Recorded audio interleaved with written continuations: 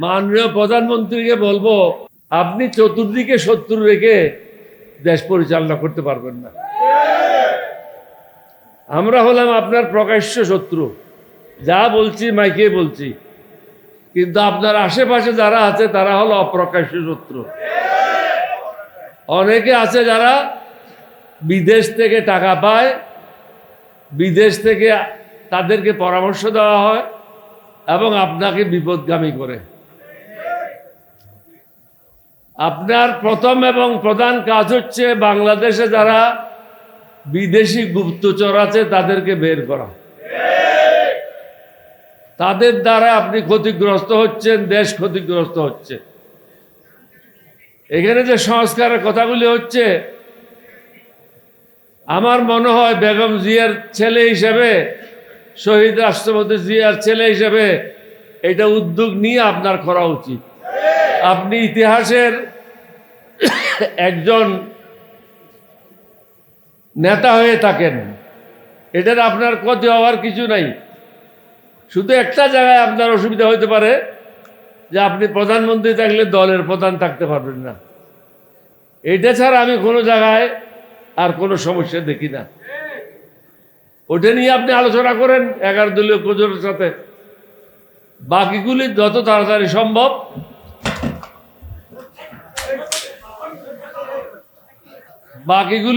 তাড়াতাড়ি সম্ভব সংসদে আপনি এগুলি পাশ করে দেন। কারণ এগুলি যদি পাশ না করেন আপনি ক্ষতিগ্রস্ত হবেন। এখানে পরিষ্কার ভাষায় প্রত্যেক বক্তা একটা কথা বলে গেছেন যে আমরা ক্ষান্ত হওয়ার পাত্র নই। হয়তো আলাপ আলোচনার মাধ্যমে হবে, না হলে বল প্রয়োগের মাধ্যমে হবে। আলাপ আলোচনার মাধ্যমে শেষ করাটা বাঞ্ছনীয়, কারণ আপনার অনেকগুলি সমস্যা আছে। যেমন আপনার দেশের আইন শৃঙ্খলা ভালো না, কতগুলি ছিনতাই হয়েছে, কতগুলি মানুষ মারা গেছে, কতগুলি অবৈধ দখলদারি, কত জায়গায় চাঁদাবাজি হচ্ছে, এইগুলি নিয়ে আপনি ব্যস্ত আছেন। মাদকের ব্যাপক বিস্তার লাভ করছে বাংলাদেশে, এটা সবাই আলোচনা করতেছে। এবং অর্থনৈতিক অবস্থাও ভালো না, নতুন বিনিয়োগ আপনি পাচ্ছেন না। এতগুলি জিনিস একসাথে আপনি আপনার এই কাঁচা প্লেয়ারকে দিয়ে খেলতে পারবেন না। যারা আপনার সাথে আছে তারা হলো ওই যে, আপনি যদি স্কুলের সাথে তুলনা করি, হেড ক্লার্ক হয়ে গেছে হেডমাস্টার,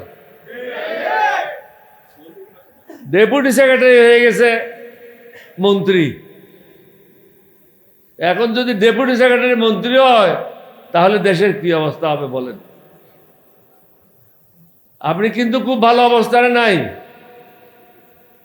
আপনাকে আমি এটাও পরামর্শ দিয়েছি, ঢাকার বাইরে আপনি রাত্রি যাপন করবেন না। কারণ চারিদিকে আপনি শত্রু দ্বারা পরিবেষ্টিত। 11 দল আপনার শত্রু না, 11 দল আপনার বন্ধু, যার কারণে প্রকাশ্যে আপনাকে পরামর্শ দিচ্ছে। এই পরামর্শ জামাতের জন্য না, 11 দলীয় জোটের জন্য না, এটা হলো দেশের মঙ্গলের জন্য। আমি অনুরোধ করব, বেশি সময় ক্ষেপণ না করে, জনগণকে কষ্ট না দিয়ে, দেশের মঙ্গলের জন্য এবং আপনার সুবিধার জন্য আমরা যে সংস্কারের কথা বলছি এগুলি মেনে নেন, এবং যেবা যারা অতীত অন্যায় করেছে তাদের বিচারের আওতায় নিয়ে আসেন। না হলে আপনি ক্ষতিগ্রস্ত হবেন। এটা রেকর্ডে থেকে গেল আমার কথাগুলি। আমি কিন্তু শহীদ রাষ্ট্রপতি জিয়াউর রহমানকে বলে আসছিলাম 17 এপ্রিল 1981 সাল, ক্যালেন্ডার দেখেন, ফ্রাইডে 11:30 বঙ্গভবনে গিয়ে বলে আসছিলাম আপনাকে গুলি করে মারা হবে। উনি আমাকে জিজ্ঞাসা করেছিলেন কে মারবে, আমাদের ওটা আমি জানি না, কিন্তু মারা হবে এটা ঠিক। সর্বশেষ ওনার সাথে আমার বৈঠক হয়েছিল 22 মে। তখনই আমি বলেছিলাম একটি কথা, আপনাকে হত্যা করার জন্য পরিকল্পনা হয়ে গেছে। এখন যে প্রধানমন্ত্রী আপনার বিরুদ্ধেও আপনি দেখছেন প্রত্যেক দিন ইউটিউবে কারা কারা আপনার বিরুদ্ধে ষড়যন্ত্র করছে। অনেকেই 2018 সালের নির্বাচনে হাসিনার কাছ থেকে টাকা নিয়েছে, তারা আপনার দলের লোক। এবং আপনি যদি জানতে চান আমার সাথে কথা বলেন, আমি বলে দেব কে কত কোটি টাকা নিয়েছে, কোন ভাষা থেকে নিয়েছে।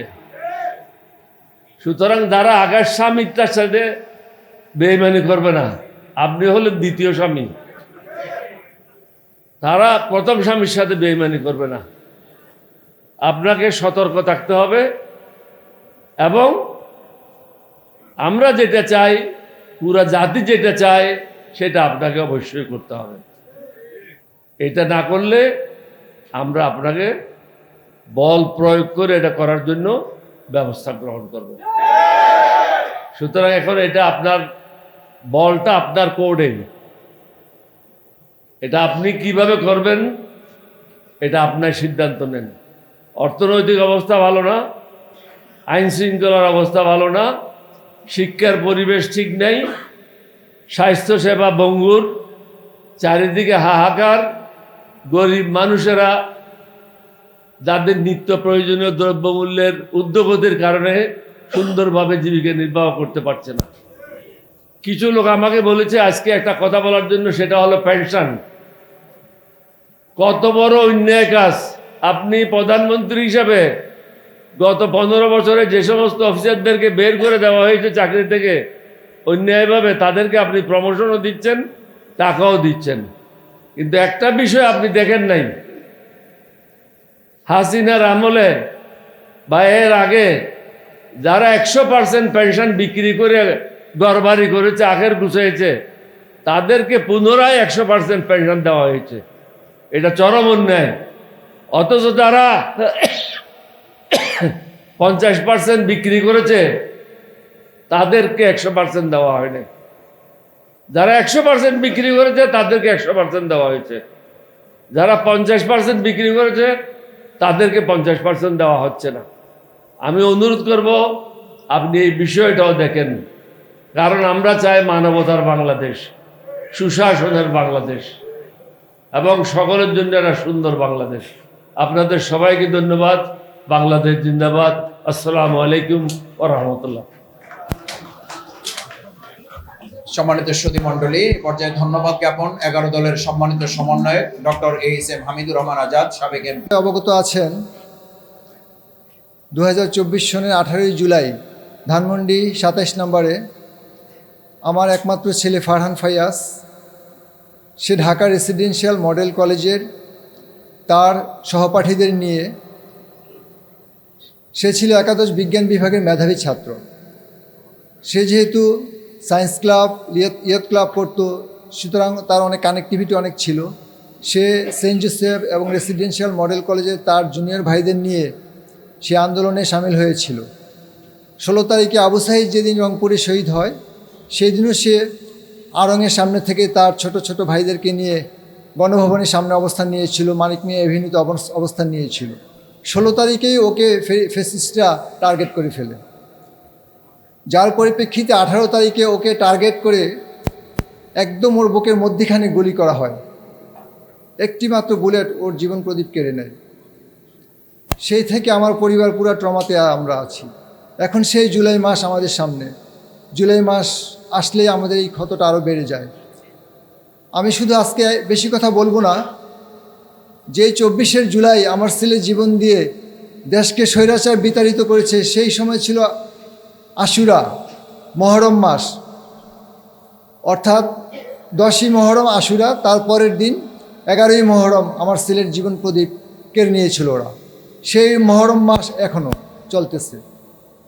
আমি শুধু একটা কথাই স্মরণ করিয়ে দিব, যারা এখন রাষ্ট্র ক্ষমতায় আছেন, যে মহরম মাসে কিন্তু অনেক বড় বড় ঘটনা ঘটে ইসলামের ইতিহাসে, আমরা সেটা পর্যবেক্ষণ করলে জানতে পারব। সুতরাং এই মহরম মাসে যেই কচি কচি প্রাণের বিনিময়ে আপনারা আজকে রাষ্ট্র ক্ষমতায় এসেছেন, আজকের সেমিনারে আমি যে কথাটা লেখা দেখতে পাচ্ছি যে দায়বদ্ধতা, আমাদের দায়বদ্ধতা, আমি বলবো যে আপনারা রাষ্ট্র ক্ষমতা এসেছেন, আপনাদেরও কিন্তু দায়বদ্ধতা আছে। আপনাদের দায়বদ্ধতা সবচেয়ে বেশি। আজকে তাদের প্রাণের বিনিময়ে, তাদের ত্যাগের বিনিময়ে আপনারা কিন্তু রাষ্ট্র ক্ষমতা এসেছেন। মাননীয় প্রধানমন্ত্রীকে আমি আহ্বান করব, আপনিও তো মজলুম, আপনার পিতা, আপনার মাতা, ওনারাও তো দেশপ্রেমিক ছিলেন। সুতরাং আপনি ইতিহাসের মহানায়ক হয়ে থাকতে পারবেন যদি গণভোটের রায়টা বাস্তবায়ন করেন। আজকে আমি আমার বক্তব্য লম্বা করব না, আমি একজন শহীদের পিতা হিসেবে আমাদের কষ্টের জায়গা থেকে আপনাকে অনুরোধ করতেছি, আপনি অনতিবিলম্বে এই গণভোটের রায় বাস্তবায়ন করে জাতির সামনে আপনি মহানায়ক হয়ে থাকেন। ধন্যবাদ সবাইকে। আসসালামু আলাইকুম। সম্মানিত ভাই এবং বন্ধুগণ, আজকের এই 11 দলীয় ঐক্যের জাতীয় সেমিনারে পর্যায়ে বিশেষ অতিথি হিসেবে বক্তব্য রাখবেন আমার বাংলাদেশ পার্টির সম্মানিত সাধারণ সম্পাদক জনাব ব্যারিস্টার আসাদুজ্জামান ফুয়াদ। বক্তব্য রাখছেন ব্যারিস্টার আসাদুজ্জামান ফুয়াদ।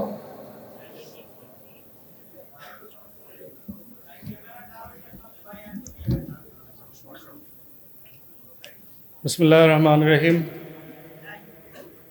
জাতীয় সংসদের সম্মানিত বিরোধী দলীয় নেতা